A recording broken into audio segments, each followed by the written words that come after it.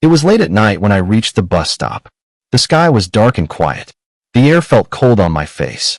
The city, which was always loud, felt slow and tired. I sat on the old metal bench. My hands were deep in my pockets. My body was tired from the day, but my heart felt even more tired. This was the last bus home. If I missed it, I would have to walk a long way. But walking did not scare me. Going home to silence scared me more. The street was almost empty. A small shop across the road was closing. The lights went off one by one.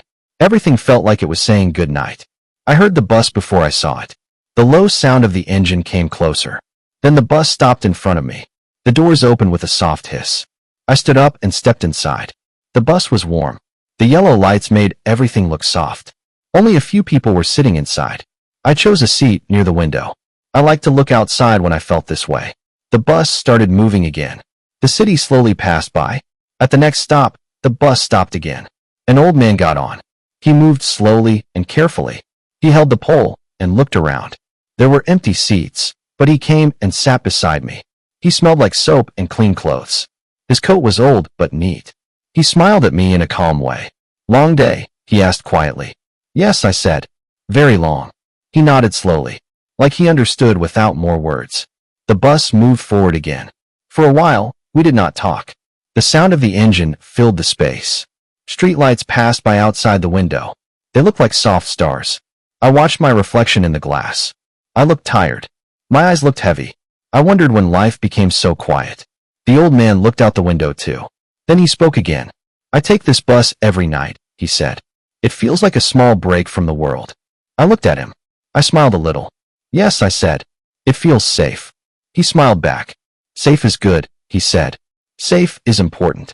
We sat there together, two strangers on the same road. The bus stopped and started. People got off one by one. The bus became more empty. Soon, it was just us and the driver. The city looked different now. More quiet. More still. "I used to hate the nights," the old man said.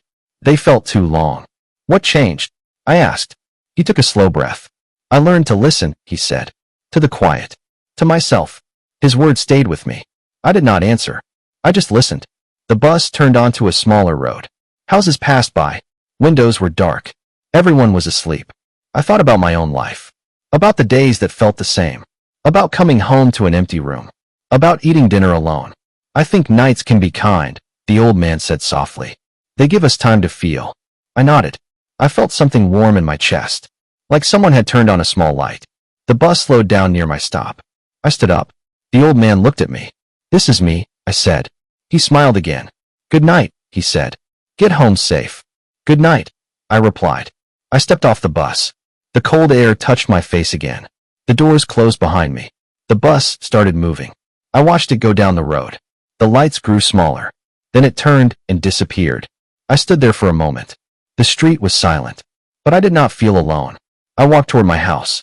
Each step felt lighter. The night felt softer. When I opened my door, the room was quiet, but it did not feel empty. I took off my shoes and sat down. I thought about the old man, about his calm voice, about his simple words.